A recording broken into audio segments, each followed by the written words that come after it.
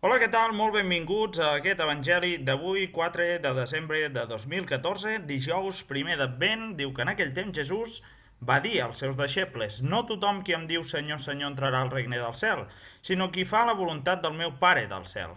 Per això, tothom qui escolta aquestes meves paraules i les compleix s'assembla a un home assenyat que va construir la seva casa sobre roca.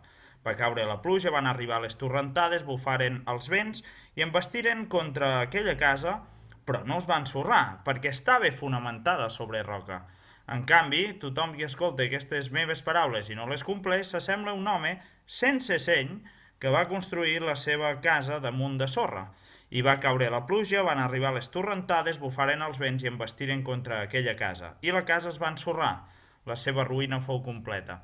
Amb aquesta metàfora, avui Jesús ens planteja el dilema de la nostra vida: fer-nos rics davant de Déu o destruir la nostra vida en els temps terrenals i en només tenir present les coses d'aquest món.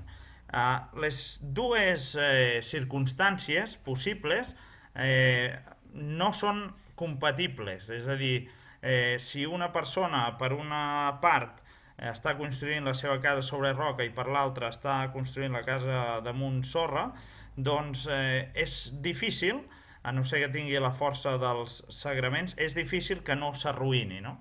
És molt difícil. Per això és tan important aquesta dualitat.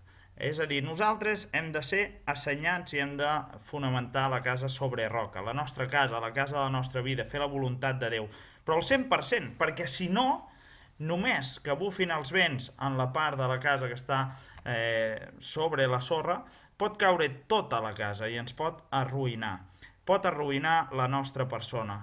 Quantes persones, malauradament, estan moralment arruïnades, econòmicament i de tantes maneres. Però Jesús també això no és una condemna final, és simplement una constatació d'uns fets explicat mitjançant una metàfora, no? Que els cristians no n'hi ha prou amb dir Senyor, Senyor, sinó que hem d'actuar.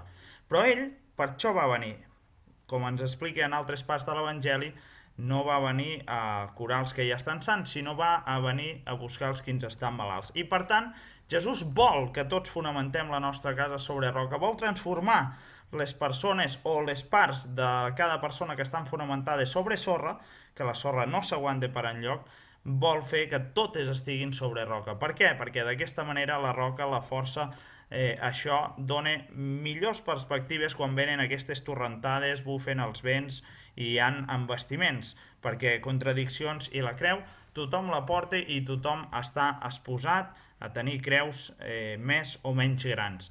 I per tant, en els moments de prova, si un està fonamentat sobre la roca, pot viure-ho d'una manera millor i a més superar aquests moments de prova. Doncs bé, demanem al Senyor que sapiguem fonamentar la nostra casa sobre roca, demanem que ens augmenti la fe i nosaltres, amb la nostra actitud de pregària i d'acció en la caritat i en l'amor, doncs sapiguem estar en el nivell que ens demana el Senyor, en el nivell assenyat.